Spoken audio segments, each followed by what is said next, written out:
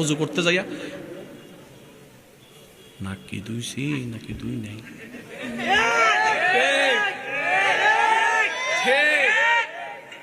হাত মনে হয় চারিবার দুই এলাইছি রে।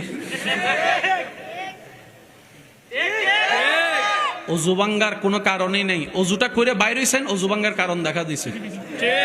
কোন রকম কষ্ট করে নামাজে গেছেন, আল্লাহু আকবার, সারা দুনিয়া চিন্তা সব।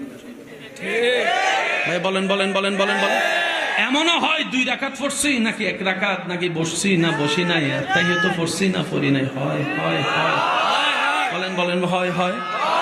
যাদের এই সমস্যাগুলো হয় বা হয়েছে তাদেরকে আমার পক্ষ থেকে সালাম। ওয়ালাইকুম সালামও কইছে, মানে সালামের উত্তর দিছে আর কি আমার ভাই, জোরে বলেন। তাদেরকে আমার পক্ষ থেকে সালাম। কেন? এতদিন আপনারা এই বিষয়টা নিয়ে মন খারাপ করেছেন, কিন্তু মন খারাপ না, এটা খুশি হওয়ার বিষয়।